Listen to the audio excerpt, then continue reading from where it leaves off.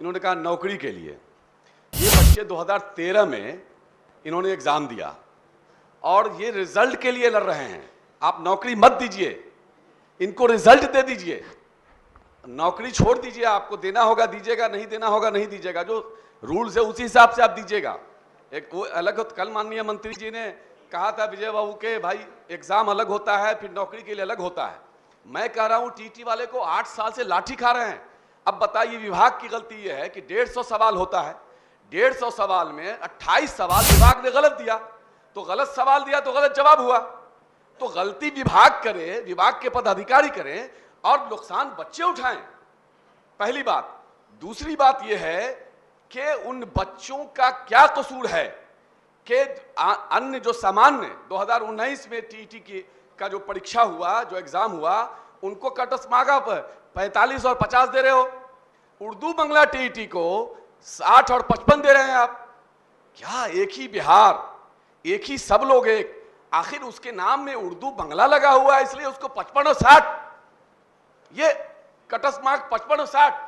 और जबकि हाईकोर्ट के मशवरे पर माननीय मुख्यमंत्री जी ने निर्देशित किया था कि भाई इसको 55 करके इन लोगों का रिजल्ट आउट कर दो। माननीय मुख्यमंत्री जी जो काम कर रहे हैं उर्दू के लिए, या अभी मदरसे की बात आई, वो एक इतिहास है, उन्होंने बहुत काम किया है, लेकिन अफसरान की गलती की वजह से सरकार बदनाम होती है। आपने कहा चेयरमैन थे उसमें, अरे चेयरमैन कुछ करेंगे तो उसका मतलब सब वैलिड हो जाएगा, ऐसा नहीं होगा। इसलिए वक्फ बोर्ड का देख लीजिए क्या हाल है, पूरे बिहार में बर्बाद हो रहा है। विषय अलग है लेकिन मैं रख दे रहा हूं, चूंकि माननीय मुख्यमंत्री जी यहाँ हैं, लोगों से पूछिए, लोग परेशान हैं। तो इसलिए टीटी बच्चों के लिए कि भाई उनका हल निकालिए, उनको कट ऑफ मार्क्स कम करके 50 करके जो सामान्य लोगों को आपने दिया है वही दे करके उनको निकाल दीजिए रिजल्ट। नौकरी मत दीजिए। खालिद भाई मैं आपसे कहा आप उनका रिजल्ट निकाल दीजिए, बड़ा है मेहरबानी। 8 साल से, 1 मिनट हो गया, एक सेकंड, 8 साल से जो बच्चे हैं उनको बार बार आश्वासन मिल रहा है मंत्री, अब वो बच्चे कहीं जा भी नहीं पा रहे, यही लटके हुए हैं। महोदय, जवाब में स्पष्ट है कि जो छूटे हुए बच्चे हैं 7वें चरण का जो ये नियोजन नियमावली अंतिम चरण में है, इसमें सब लोग शामिल होंगे।